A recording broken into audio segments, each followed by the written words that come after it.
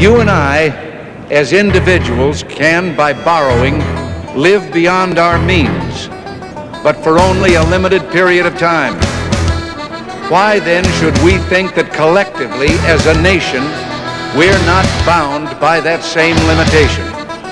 We must act today in order to preserve tomorrow. Let there be no misunderstanding.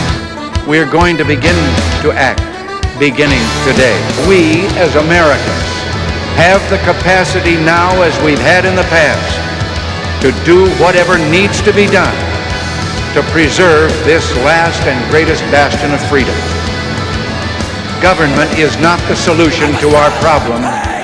Government is the problem. We hear much of special interest groups. Well, our concern must be for a special interest group that has been too long neglected.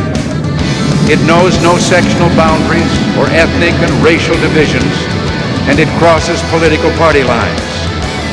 It is made up of men and women who raise our food, patrol our streets, man our mines and factories, teach our children, keep our homes, and heal us when we're sick. Professionals, industrialists, shopkeepers, clerks, cabbies, and truck drivers. They are, in short, we the people. Our government has no power except that granted it by the people.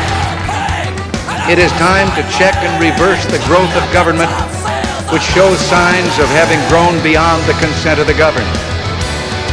It is my intention to curb the size and influence of the federal establishment and to demand recognition of the distinction between the powers granted to the federal government and those reserved to the states or to the people.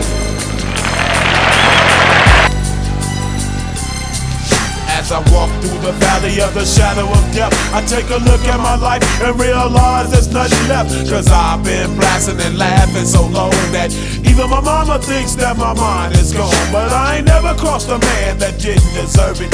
Me be treated like a punk, you know that's unheard of. You better watch how you're talking. When we are successful, and we will be, we have a real chance at this new world order. You talk about the God of Freemasonry being the grand architect of the universe, and that there are symbols that reference. Now, it almost sounds as if what we've got here is a religion going on.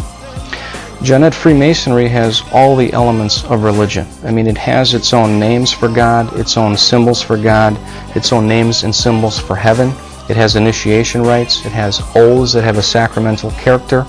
The rituals. It has its own calendar. It has its own feast days. It has its own vestments. It has an altar. It puts religious writings on this altar.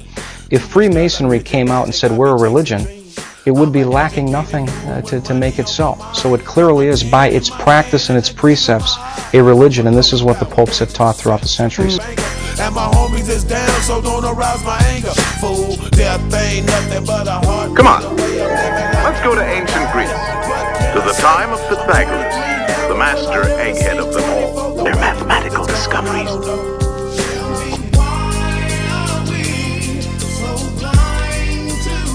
Only members were allowed to attend.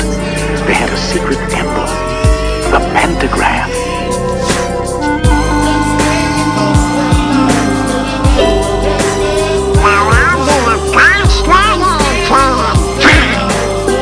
It was our old friend Pythagoras who discovered that the pentagram was full of mathemagic.